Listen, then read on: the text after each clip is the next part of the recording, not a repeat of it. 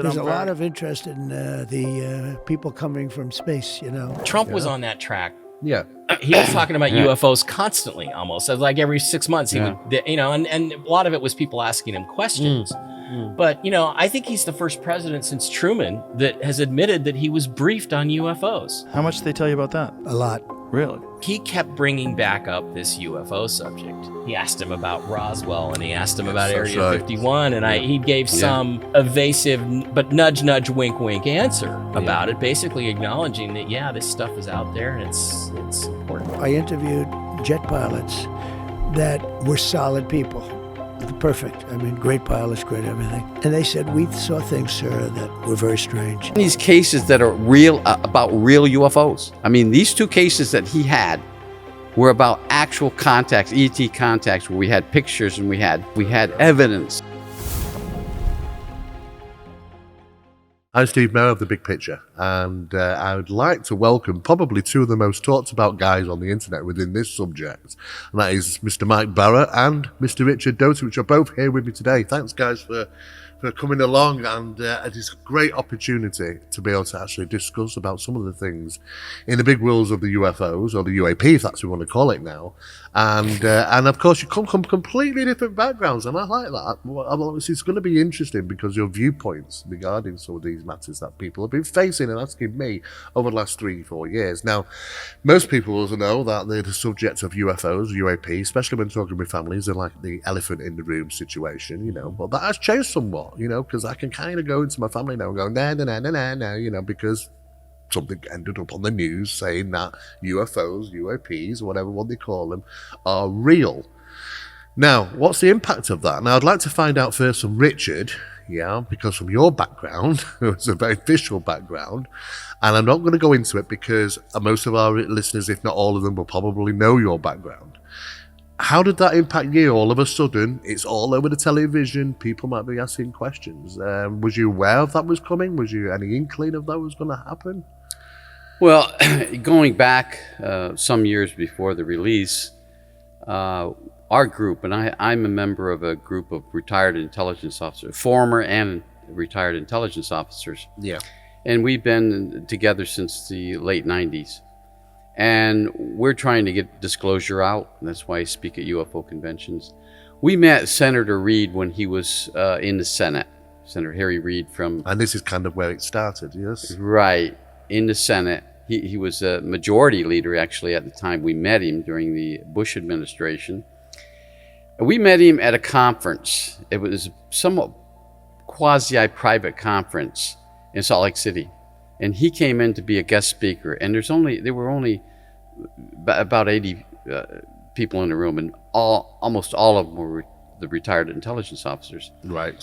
And this was in 2006, 2007 timeframe. And he brought up the Nimitz incident, which has happened a couple years prior to that.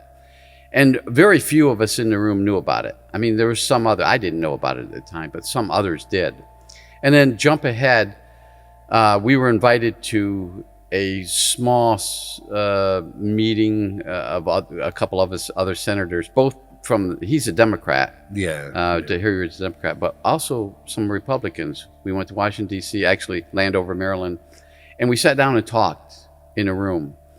And this is just before the ATEP stuff came out. Right. And then he didn't tell us it was coming out, but he kind of hinted that the Navy was going to present something. Okay. And then, of course, it happened. Of course, we were somewhat startled by it, the fact that it was almost sanctioned and the way it was presented. Yeah. And straight to the newspapers, of course. Straight to the newspapers. Which is unheard of normally, especially those newspapers. But if you want to dig back after the release, there was a radio program in Washington, D.C., a morning show. It was a male and a woman and a man doing a show, and they were interviewing this Pentagon spokesman. Oh, right. And they were asking him all sorts of questions about, more information. Is more information coming out? And the spokesman said, and I'm almost quoting him, "We can only put out what the intelligence agency gives us." Mm-hmm. End of quotes. Yeah. So I thought that was kind of odd that statement was made.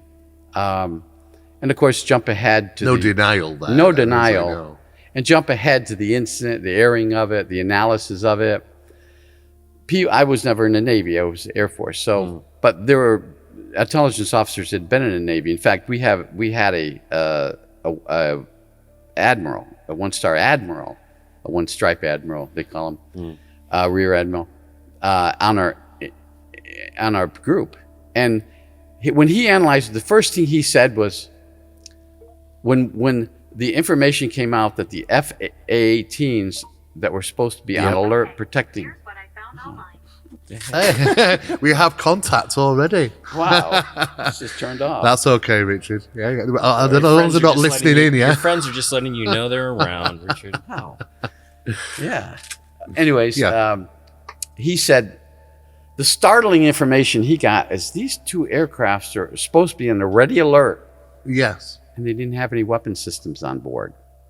And now jump ahead to that. Well, they didn't know. That's they right, didn't. yeah. Jump ahead to the Navy lieutenant who's now a bank manager in Provo, Utah, who comes out. He was there at the time and says, 2 days before this happened, some civilians came on board the aircraft, ordered that all weapon systems be turned off.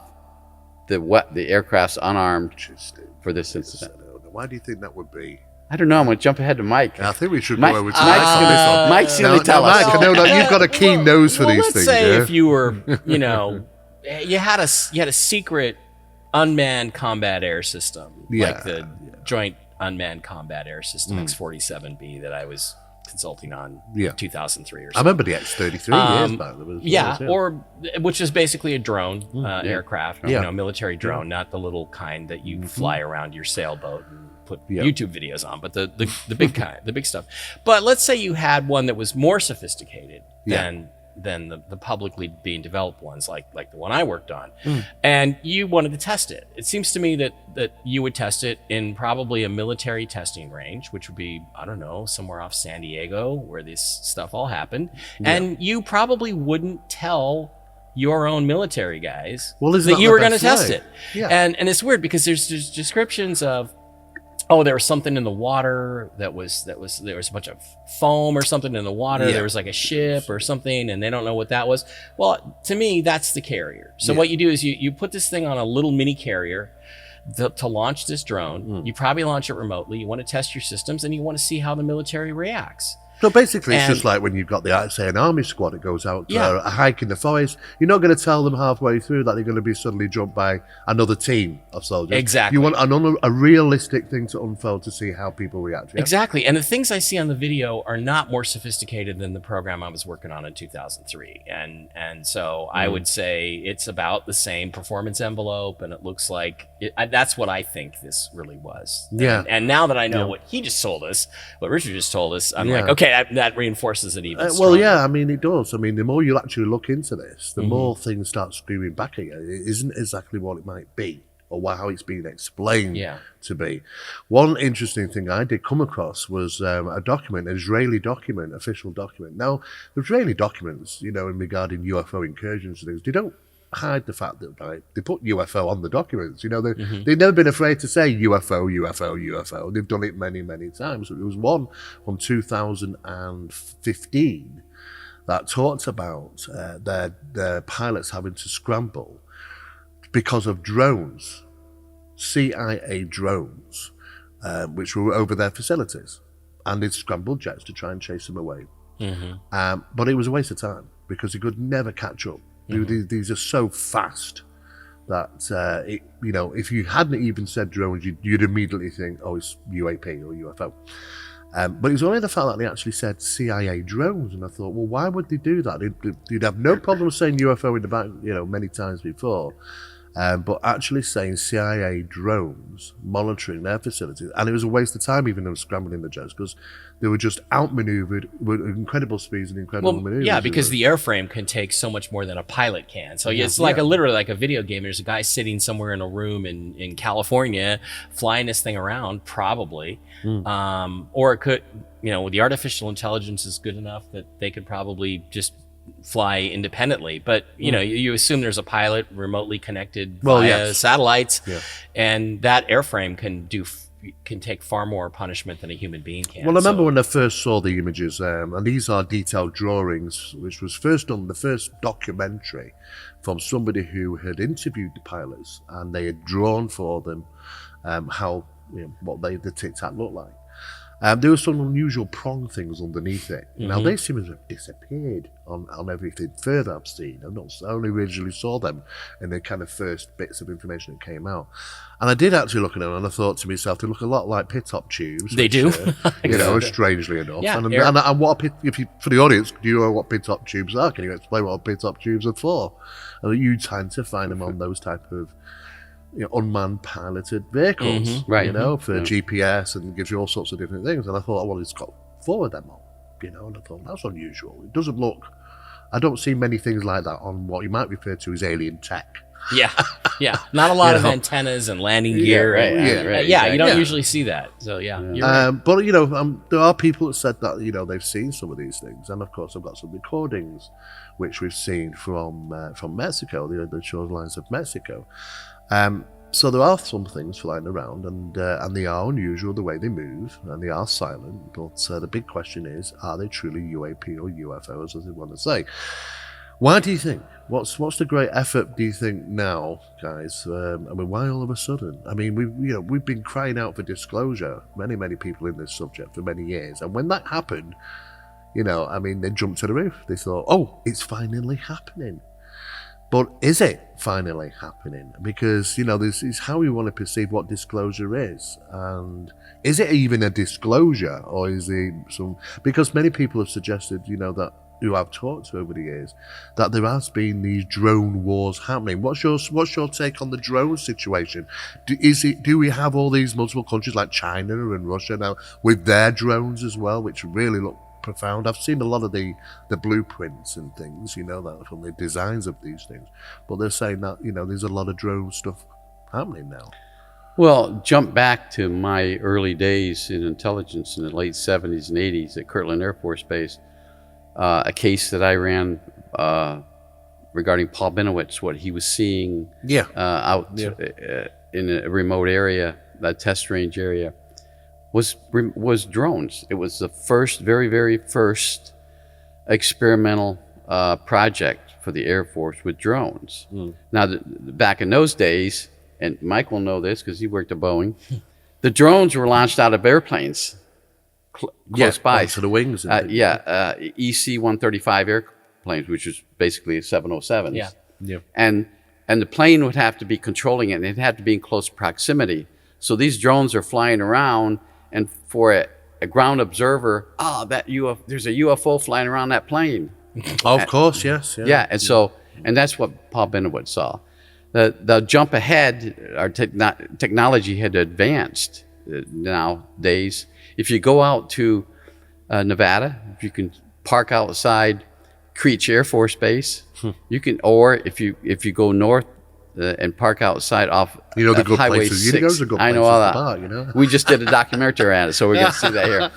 And you can see drones flying all over the place, and they're highly sophisticated drones now. That's the future, do you think? I think that's the It that's does the seem that future. way, yeah. I think Boeing had I think at least 2 projects regarding domes that I knew of. And Mike worked for them longer than I had. Yeah. I actually worked out of college. My first job was with a subsidiary of Boeing that sold the aircraft. So I didn't have anything to do with the technology. Oh, right. But I knew where the secret building was. Right. You knew where the secret building was too. So, but I think the technology is going to be advanced to the point where you're going to take the pilots out of the cockpit. We have fighter planes being tested at Tonopah and Groom Lake that are all remote. The planes will take off and they're controlled by the ground controllers. It's not going to.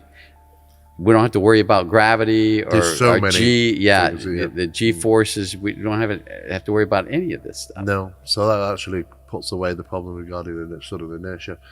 What's your take on it, Mike? Working at Boeing, and do you come across drones? well, my take on this stuff is: did anybody watch Battlestar Galactica? Have you heard of the Cylons? Have you seen Terminator 2, Judgment Day? I mean, my God, what are we messing with? But I mean, I remember seeing in 2006, I saw a presentation by a guy who worked at some defense agency, and he showed us pictures of them actually splicing human brain cells, neurons, onto computer circuit boards in 2006. Okay, so that's 2006, nearly 20 years ago now, 17 That's years ago, interesting. 16 years ago. Yeah. So if they were working on that stuff then, and they just felt like it would increase the performance of the computer circuits by even greater amounts, or that they could then plug this into a person, and and this is stuff that they've been talking about and working on for many, many years. But I just think to myself, at what point do you get a Cylon? I mean, at what point do they always turn on their creators? Yeah. I know that we're getting, bits and bobs that come through in the press and stuff, and like, well, we've got computers now that can beat us at chess and all sorts of different things, and they're getting better and getting better and better. That's the stuff we do now. I always think to myself, well, how long does it take until that to get to the mainstream? What technology do we currently have? 20 years probably. It's got to be, because some years back, I started out in engineering and telecommunications, and signed a couple of secret acts, and I was working on the guys nicknamed them bio boards. And this was 29 years ago, and it was a project between NATO and Marconi, and it was something to do with 3 very large satellites, unlisted, I believe. Satellites in orbit, and I was working on the racking systems with these cards, and these cards will look like the very large cards that you might find in a tower computer, for an example. Right. But on them, and why they were called bioboards, is because the circuitry also had memory cells, which were biological memory cells. Wow. And I thought, okay, now I kind of get it why you nickname them bioboards, and it was all automated. As soon as I lock these into the cabinet, they're automated. They link up directly to the satellite. Satellites communicating with them. They flash out. When they say flash out, they pair in a sense of, it's like the old days of Bluetooth thing, they kind of pair. And this thing, the satellite controls, because somebody's controlling the satellite to tell the information to. So somebody at the other end is obviously dealing with it, right. and the control of the satellite is communicating with this. And I thought to myself straight away, wow, this technology's out. I didn't know that's going to be great, because it's going to be in everybody's computers. I'm still waiting now. And of course, I never talked about it. I never would ever talk about it, because I thought, I signed 2 official secret signs not to do so. But I remember about 5-6 years ago, I was reading on the internet that IBM are going to be releasing plasma memory cells. And I thought, bingo. That's what they are. And I thought, well, if it's out on the internet, I'm okay to come across it. Have you come across technology? Have you ever heard of technology? Oh, well, yeah. Let me tell you a story about when I first came in intelligence in 1979. We were deployed to do something, and I got my first laptop. This is late December 1979. Okay, 79. We got laptops made by IBM. 1979. So it was as big as a suitcase and weighed 70 pounds. And we were able to send hyperburst system, only 100 bits on a message, but from one point to another, or from one computer to another. So jump ahead, when was the first laptop? In the early 90s. Yes. So yeah. The military industrial complex will get the real neat stuff before it ever is filtered out into society or the public. And this sort of technologies, obviously. Right. How many years ago when we heard about a rat brain was flying a military aircraft, and testing. And I think to myself, okay, well, that's what we do know now. It's out in the press, we know now. But how far are they really in advance is the big question. And of course, if they're pushing all this into, this technology into drones, that might explain quite a number of things in recent times. What is interesting to me is that, we've moved away from the old Area 51 hypothesis that they're all hanging out there and that sort of thing. But I thought to myself, it is a perfect place. Is it the new Area 52 in a sense of speaking? Because, you're out at sea, nobody can see anything. You haven't got, the ships, normal ships passing by or normal flights flying over. It's kind of a militarized testing ground in a sense of speaking. And I think to myself, what an ideal location to conduct those tests. Because the Navy, I'd have said, if you look through the history of UFOs, the Navy has a very, very strong presence in the subject of UFOs right from the start, you know. And I thought to myself, well, that's a perfect location. Yeah, the Office of Naval Intelligence has been involved in studying this stuff for, since the 50s, really. Yeah. I think we gave an example in the talk yesterday about T. Townsend Brown presented to the Navy, his flying saucer idea. So, well, I would have thought that would have been the Air Force, but no. But he presented, it said, I think actually his project, the cover of it said U.S. Air Force, it was a flying saucer, but he presented to the Navy, and, Right. That's interesting. So the information that came out, general press will pick it up on, and the people all around the world saw the videos. Still being pushed now as legitimacy over these videos. Although I see Tom DeLonge is going back on tour, so he must have run out of money. He must have ran out of money. He was $37 million. Not to be snide. All right, I think when I look at those things, and I think to myself, okay, well, the average Joe Blogs is not going to. This is targeted for the average Joe Blogs that won't have any idea what they're looking at. To be honest, and it's to swing their opinion. Right. Yeah. Which is why I think it's really important that I don't know, I feel compelled to point out reality, which is that there's nothing exceptional about what's on these videos. These are questions that anybody should be asking. Right, but not everybody knows to ask them. No. I mean, I have a really strong BS meter, and there's just something about it that never felt right to me. And then when they brought forth certain spokesmen that I didn't really trust. Well, my view on this one, I mean, it was, they took one of my photographs. Can we talk about it? Absolutely. Can we say their name? Yeah. Can I? I mean, can I say Elizondo? Can I say that out loud? Well, he was there amongst numerous other people. The thing is, he's an Army counterintelligence grunt. I think That's some were just drawn in, though. I mean, you've worked with Professor Hal Puthoff. Yes, I have. Hal's a nice guy, and I don't think he would have been sat there with that 180-foot screen behind him with a Mylar balloon. If he knew, it was a Mylar balloon. Yeah. Well, here's the. Of course, I was a counterintelligence officer also. I never said you were a grunt. No, but Army grunt. That's not I understand, but you're the elite. I ran. We don't call them disinformation operations. We call them deception operations with misinformation. Yeah. But anyways, if I was going to plan some kind of operation involving the Tic Tac videos, this would follow. Well, I would have started. Yeah, I think there's so many aspects of this that cries out to counterintelligence officers that this is disinformation. And why did some of the people? Well, you saw the names of those guys. Yeah, that were up there on stage. They're all there. You got them all there. Yeah. And it sounds unreal, doesn't it? That they're not aware that there's someone somewhere should have been doing the check-in. Somebody.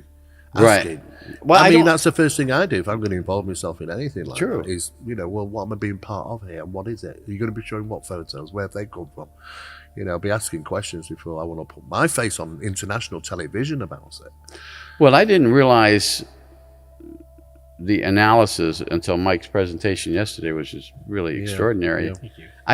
I didn't realize all the idiosyncrasies that Mike brought out until then. I mean, I knew there were questions, but not as detailed as Mike's presentation was. And this opens up a lot of questions now.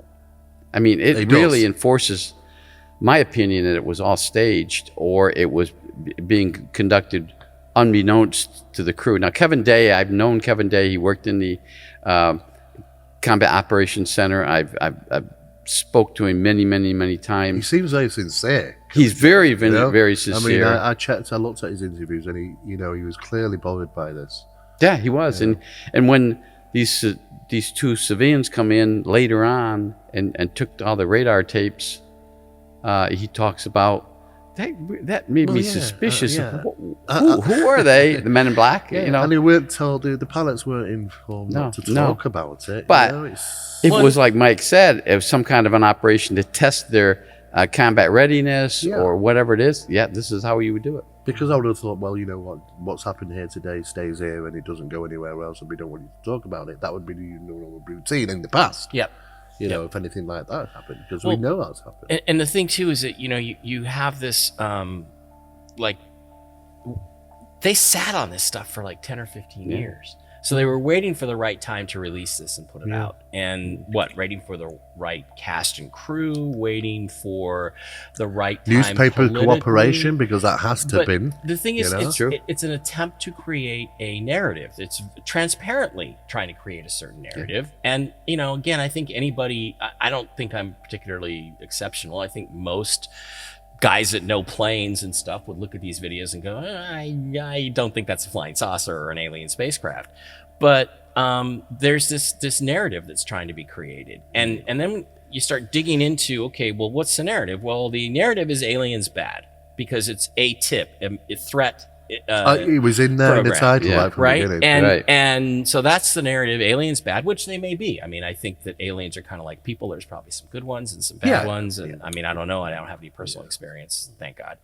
So if it's aliens bad, then is it part of what Von Braun talked about, which is, you know, the fake alien invasion scenario or whatever. Actually, funny enough. Yes. But here's the thing that really gets me about that is, okay, if that's the track we're on, then that means that there's a conflict behind the scenes that we're not seeing between two sides. And I'm not going to call one the good and one the bad. No. I think I know who the good guys are, but I'm fully prepared to be wrong. Yeah. But there's a side that I like and a side that I don't like. I'll put it that way. But then if the guys that are in power are afraid of losing power, then if they've now pulled the trigger on this, doesn't that imply that they're ready to go to that alien invasion scenario, which is the last thing? And that's a sign to me of desperation. And when people get desperate, then that's when you have fake nuclear wars and, you know, I mean, all the stuff that we're seeing in the headlines today. So I think that the conflict that's being displayed by the simple publishing of this information and tacit acknowledgement that it's real in some sense, it is actually fairly alarming to my mind. A few things have changed since then. You know, I mean, Elizondo's not with the TTSA anymore, as far as I'm aware. Well, do they even exist anymore? Well, exactly. Well, only on paper, I think. Yeah. You know, only on paper, and I think Lou is working for U.S. Space Force. Yeah. Okay. Oh, he is. Okay. All right. I'm. Dang, I want one of those Space Force jobs. I want to be a consultant. I want one of those $174,000 a year government consulting jobs. So, do you think it's run its course, guys, or do you think that's just a? You know, the thing is that, like I said, there's got to be more. There should be more drops to come. There should be more stuff coming. I mean, the Corbell video was another one that got dropped. I initially thought it's all about money, you know, I mean, because it usually is. Right. You know? Yeah, usually is. And defense money. Why would the Pentagon cooperate with that if it was just about the money? I mean... Well, I was thinking that, you know, what did he want? I mean, I know that he's been mithering and trying to get, you know, the weaponizing of space. And, of course, there was a space treaty act that's stuck in the way of that sort of thing. And I know that there have been efforts to do this on an official capacity. I'm not talking about non-official. Okay. Because there's probably stuff already up there. Right. Okay. But at some point, something has to become official. You know, at some point to say, okay, this is what is going to be happening, and that I would kind of imagine would be a lot of money. Trump was on that track. Yeah. He was talking about UFOs constantly, almost. So like every 6 months, he would, you know, and a lot of it was people asking him questions. But, you know, I think he's the first president since Truman that has admitted that he was briefed on UFOs. And he asked, I've been briefed on this and that and the other thing. And, you know, he was very vague. Very vague. General terms. But he kept bringing back up this UFO subject. And, you know, Don Jr. did an interview with him, I think, in 2020. He asked him about Roswell and he asked him about Area 51. And he gave some evasive but nudge, wink, wink answer about it, basically acknowledging that, this stuff is out there and it's important. So, I mean, and then, you know, we had the changeover. Yes. In public, anyway. I don't know what's going on behind the scenes, but, you know, I think this is all signs of tremendous conflict taking place behind the scenes. And Richard would know more about it than me, but I see it from the outside looking in. I just see conflict between at least two factions. In intelligence about which direction is this or is this narrative going to go, and I'm fascinated. Well, it's, you know, that's the right thing. It's a natural thing to ask and challenge, and, you know, because we should get the information. If this is groundbreaking information, it should be out there, and you should see all the information that we request. Well, and the thing too is another thing. Don't they have any better UFO video than if they really wanted? I remember point. Hal Puthoff saying, you know what, he was aware that there were lots of photographs taken, colour photographs taken. I haven't seen any. No, and again, and then people go back to, but they saw 40 Tic Tacs in the air descend from 80,000 feet. Like, oh, that's great. We have these reports of people saying this stuff, but we don't have any evidence of that. I can only operate on the video that's put right in front of me. And when I look at that, I'm like, drone, you know? Well, yeah, everything was screaming. Here's another problem within government. You have so many different agencies that must come together and cooperate to give up what they have in the files. And let me give you an example. A few months ago, Lou Alzando contacted me and asked me if I would agree to talk to somebody within the Department of Defense Inspector General's office. Oh, okay. I said, sure. I don't have anything to hide. I'll talk to him. Mm-hmm. So I had a couple conversations. The first conversation I had was a mediocre, just interested in what I did. They kept referring to things they had about me, my cases, but nothing specific. A couple of weeks later, they called me, and we took and one of the people, I won't mention his name, but he wanted to ask me questions about 2 case files, and he started talking to me about the case files. And I realized that he's talking about cases that I did. And I said to him, so that's something to me. I said, well, that is my case. I did that in 1982. I said, give me the case number. And he gave it to me. I said, yeah, I did that case. He said, and he started asking me a roundabout questions, not direct questions, because we're on the phone. And I said, well, is that still classified? He said, the markings on it is. But he's asking me encrypted questions. And I said, well, why don't you just read the report? Those questions are in there. Well, I can't because it's redacted. I said, well, what? I said, you're the Department of Defense Inspector General's office and you can't get a cleared report from the U.S. intelligence? Yeah. He said, yeah, we can't. They send us stuff over, but it's all redacted. So he can't get it. Lou was obviously looking to see some back door. Department of Defense Inspector General, and they can't get a clear report. That's an example of the bureaucracy within the Department of Defense and within the government. Yeah. Yeah, it's quite surprising, isn't it? Yes, really? Yes. So, of course, obviously, they were trying to get you more information about certain things. Well, they wanted me to come to work for them, but I said, no, I'm not interested. I would How not long ago was interested. this? Sorry? This is just a few weeks ago. A few months ago. A month and a half ago. You've kind of been there and done it, haven't you, really? Yeah. You know, so I'm not interested. I make a lot more money on the outside. You're not going to pay me what I'm making. And why would you want to put yourself back on that? Well, and then, of course, I would have to sign it. NDA, and I would never do that. And maybe 3 or 4 days later, they contacted another person who was within our group and did the exact same thing to him. Because he called me up on Signal. Everybody, I don't know if everybody has Signal. Somewhat secure. He calls me and he says, you ain't going to believe what I just got a phone call. I said, well, did they call you? Yeah. And they had my reports too. I said, would they talk to you about the reports? He said, I told them, no, I'm not going to talk about it. I said, you fly me to Washington, D.C., and I'll do it, but I'm not going to talk about it, even though we're Signal. Trying to do something then in the background. Well, they're getting these cases that are real, about real UFOs. I mean, these 2 cases that he had were about actual contacts, ET contacts, where we had pictures and we had... so it's quite significant. We had evidence. Right.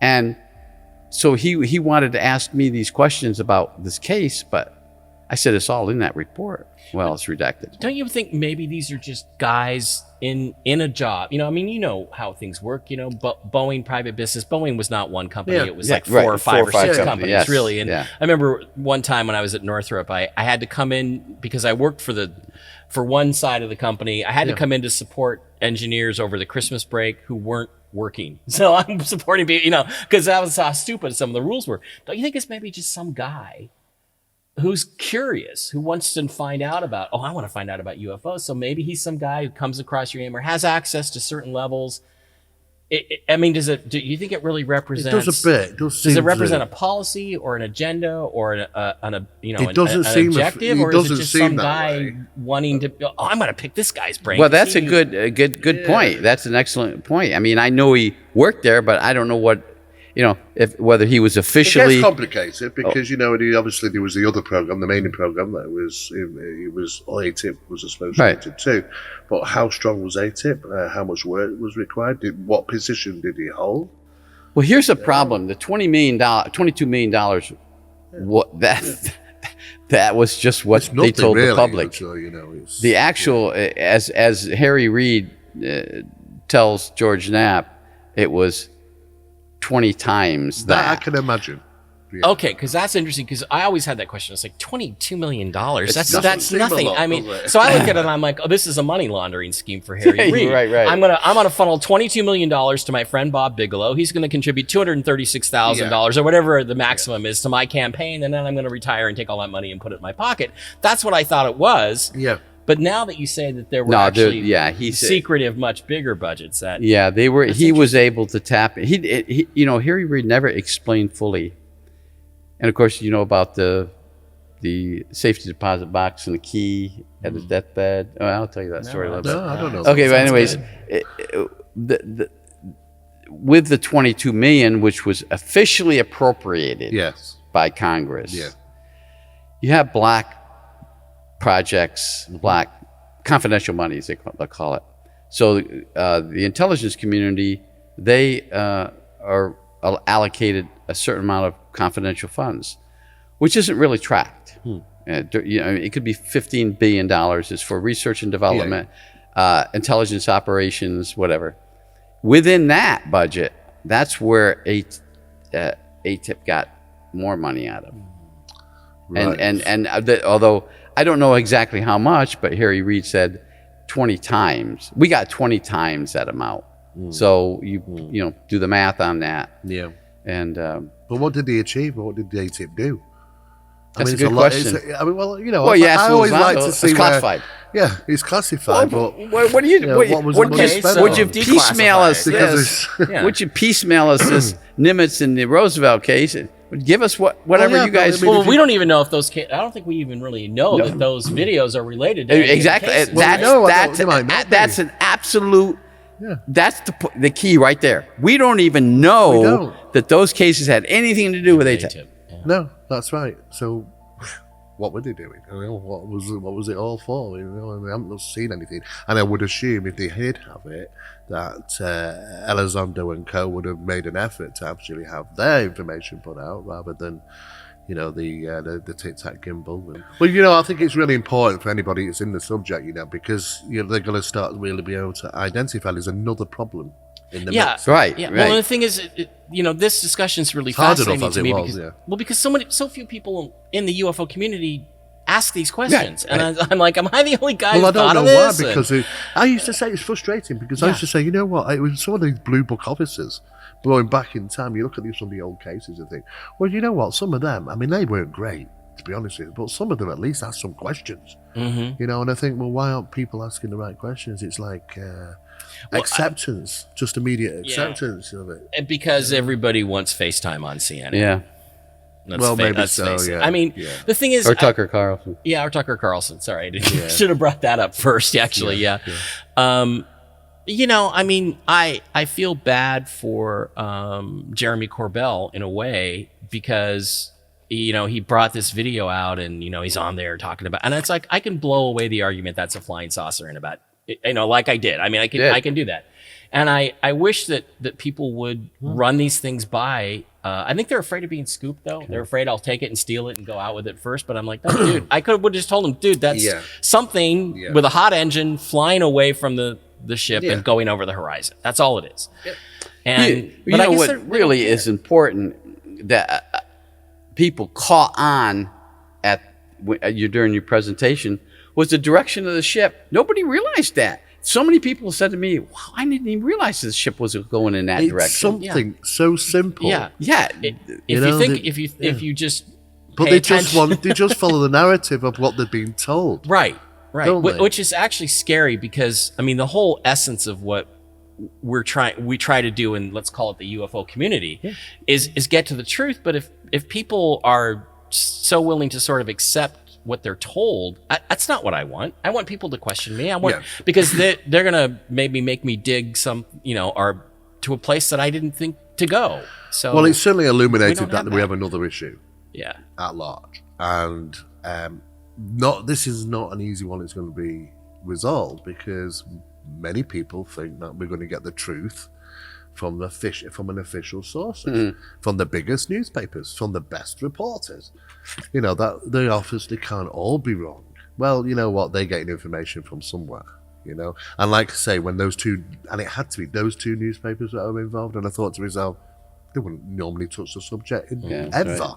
And all of a sudden, they're going to town on this. It looked like it'd been kind of set up. It looked like, okay, there's some agreement that's gone ahead. Looked like that to you? It's exactly what it was. Okay, there's some agreement. And then I expected Leslie Keane to come forward and say, I understand that, and say, yes, it's definitely. But she was kind of part and parcel of that, utilising her to pass the information forward. And I thought, well, I actually could draw a box of all the people that's involved in there, And it's a tiny little thing. It was gaining too much media coverage, to be honest with you. And it's just everywhere. It's blindsided a lot of ufologists, and that's maybe what we wanted to do. It's just completely blindsided, because the fact is that when it went to Congress and they were looking at this information, and when it was turned around and said, it made me giggle actually, that we need some more information. We need to look into this a bit more to try and assess what's going on. I was like, where have you been for the last 70 years? Surely we've got plenty of information about what is going on. And I thought, well, and of course, Tidally came in with the new word UAP to cover it's a little bit like a bit of a reboot, when the government tries to change the language, I get very, exactly very the same skeptical. way with me.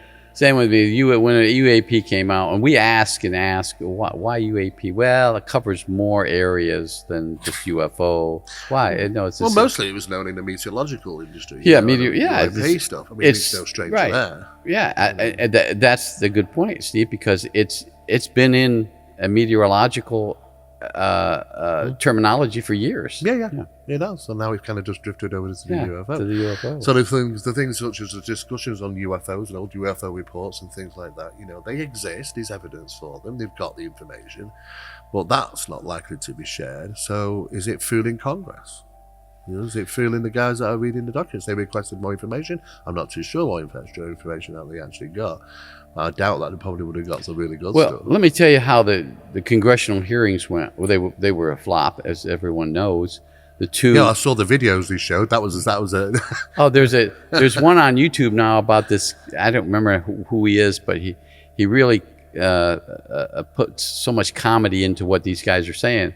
Well, these two people came to a Pentagon spokesman, and the other person came to answer questions, and they were totally baffled by the questions. Now, there were groups of us. We already submitted a number of questions, my group and Elizondo's group. And so there's so many different questions that I never even got to. But listen to what the response was when they said, what about the Roswell incident? And they looked at each other and said, when was this? What? Kids at school. What was it? Roswell incident. You know about the Roswell? And some of the other incidents or crash retrieval of what? They were told. I mean, it was a joke. And then the Senate hearings were supposed to have occurred in September. Of course, they were postponed until spring. They're going to continue. Well, depending on who wins the Senate and the House, but we have prepared better questions, and hopefully, there's going to be people sitting in front of those microphones that know something about the historical aspect of this subject matter. Yeah, exactly. Yeah, they will do. I mean, of course, what was interesting also was the release of that document of the projects, the money where the projects are going into, wormhole technology. There's some very interesting projects listed there, and I recognised the naming on them because it fitted so well with some of my research into the true aspects of UAP, you know, and when we're talking about, you know, time latencies and gravitational, anomalies and things like that. And I thought, okay, you know, I can take that on board, that they're going to be looking more into those sort of things. And then NASA came out and announced that it was quite unusual announcement. Portals do exist, which was part of the MMS mission that they discovered that. They call it, what's the name now is electron diffusion regions. Yeah, that's it. Electron diffusion regions. Portals. And they sent 5, I believe, small satellites about the size of a small mini Cooper, you know, size, and they sent them up there for a number of years, about 3 years, you know, looking at these, and they apparently stated officially that they're sustainable. Some of them are large. They don't know where they go to, you know, if it's what's the You got to put situation. something in it, right? And hope it comes back. I mean, the first thing back. I'll do is send one of them through, you know, and find out. Now, I did hear rumors that they had done, and but you don't know how true these things. Yeah. Yeah, It's the biggest true. problem. But it went very quiet. There's no more information from MMS about these portals are real sort of thing, you know. But that maybe lent hand to some of these discoveries, because what we're finding out in the UAP phenomena is that they are manifesting on a lot of occasions and demanifesting as if they're 1 minute they're there, the next minute they're not. Other people are reporting them. There's a lot of fake stuff on videos out there, but you know there are incidents where people have that. But that's not just traditionalistic to UFO phenomena. It's mystical. It's ancient in times. You know, those stories of things popping in and out of realities. You know, and now we've got Harvard professors coming forward and saying that now we know there's another reality right next door to us. And when they asked by reporters how did they know that, they said we can tell due to gravitational anomalies. And I thought that was really interesting. So I thought, okay, so we've got all this money that's going into these other special projects now. Have you ever heard of these projects before? Do you know anything about these projects? When I was at Area 51 for the 2 time periods I was there, I was a counterintelligence officer for a lot of real highly classified projects. One dealing with time travel. And the other dealing with trying to shooting high energy lasers, and I'm not going to give away any secrets here, but they bombard a certain area with particular types of gases like argon and things, and then they shoot a laser into it, and this is supposed to open the portals. And while I was there, I saw a lot of this type of activity. I don't know if they were ever successful. Everything was compartmented. I was a counterintelligence officer, but I never got the results. I never read the results. I didn't have access to the highly classified R&D report. So I don't know if they were ever successful. I saw these things occurring, especially the time travel one, which I thought was quite extraordinary, because they'd built at Nevada test site a huge magnets. 2 of the largest magnets in the world are underground at the Nevada test site. And they were, again, shooting lasers and all sorts of things into that. And they actually opened up fabric of space at one particular time, but it's only open for a nanosecond. Yeah. And then if you try to push something through there, it's going to disintegrate of CERN and things like that. Yeah. Well, Dr. Putoff and I have been at CERN, and I've been there twice, watching different things going on there. That's extraordinary, what they can do there. I can imagine. Oh, yes. I know. I can also say that, you know, there are time latencies in residue phenomena, which is left by some forms of manifestations, not just on the UAP stuff, but on the paranormal aspects of things. I mean, you know, apportations has appeared in the newspaper from 1936, analysed by the best guys in the country. In the UK, they said, yeah, it's authentic. It's an authentic newspaper in mint condition from 1936. That's the best way we can describe it. But it aged roughly 500 days per day. And it wilted and went brown so quickly, they could work out, because you got the guys in from the newspapers then and said, okay, and this is kept in a sealed container. You know, it's not just out in the open. This is a sealed container. And the best guys came in from the newspapers and said, well, you know, from the degradation on this newspaper, you know, we can say that to get it from mint to this condition, under the period of time you've had it, it's aged 500 days per day. And then until it's to the point where it's kind of caught up as if you just found a dough paper from 1936 in its cat condition. And that was fascinating because they actually did a full report on that. So time association with some of these things, well, according to where they're coming from, whatever they be, has differences, you know, which makes it really interesting. So also it's been in the news recently is, because this should be straight up your alley, Mike, Saturn. Between Saturn's rings, unusual moons. Yeah, now I see one there which looks very, very unusual. Well, there's this, there was this radio source, transmitter source from the 1970s. They used to call it the thing in the rings, and I think actually my old buddy Richard Hoagland wrote an article about it for a news magazine back in the late. But now 70s. we're seeing something, aren't we? And now they're seeing something there. And there's always been the suspicion that there's something artificial there, and in the over complexities of the hyperdimensional model, Saturn's very significant. It's an indwelling point, a point where if you want to get out of this solar system through some portal means, that's a good place. That would be the place you would go. And that Saturn has some, important connection. We know it connects in a lot of mythology, and there's probably fundamental reasons for that in terms of the physics of how the large gas giants planets affect consciousness and physics and things like that. So they've got some images up on the internet now of some of these moon, I know, whatever it is. Whatever they are, and it's shaped, it's round, and it's got this stone. Saw that. It looks crazy. It's just like a mini Saturn. So the thing is, though, is it at this point, is it I don't know. Is it ours or theirs? I mean, in the 1960s, if we spotted this, we could probably say it's somebody else's. But now we've got technologies. I think that I believe we've demonstrated that they could easily be our own stuff. Well, I mean, some of these things are associated to probably tech associated to ancient old asteroids and things like that. I mean, what about Avi Loeb? I mean, when he talks about obviously that very strange object that did a flyby out from outside, went round, and it seemed to made a course adjustment to get around the sun. The or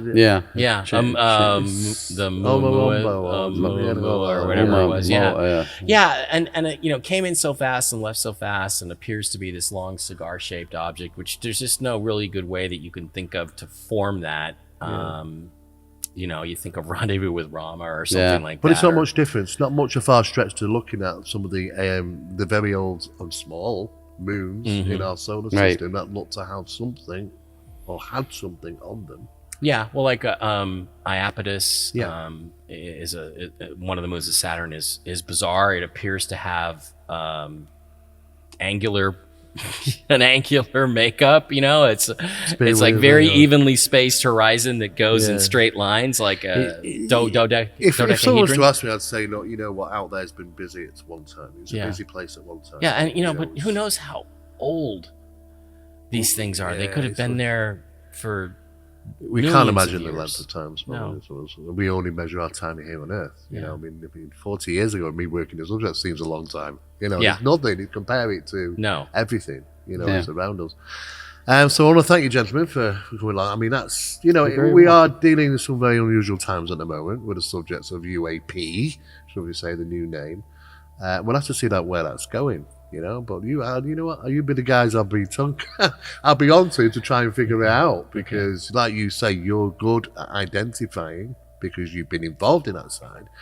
And basically, you just got a nose for the BS, mate. I mean, it's like you and me, we vibe because you're the same way. Well, you're like, wait a minute. You've got to ask questions. So when you come into the subject and you do this, it's about asking questions. It's not about standing back and ignoring it. No, I come to my increasingly bizarre conclusions about the nature of space and the aliens in the universe by asking a whole lot of questions. And that's how I get there. I'm finally decided that's a face on Mars after 150 questions. If you enjoyed this, make sure to watch the next video on Awaken Zone. Don't forget to subscribe and hit the notification bell, but you won't want to miss what's coming next.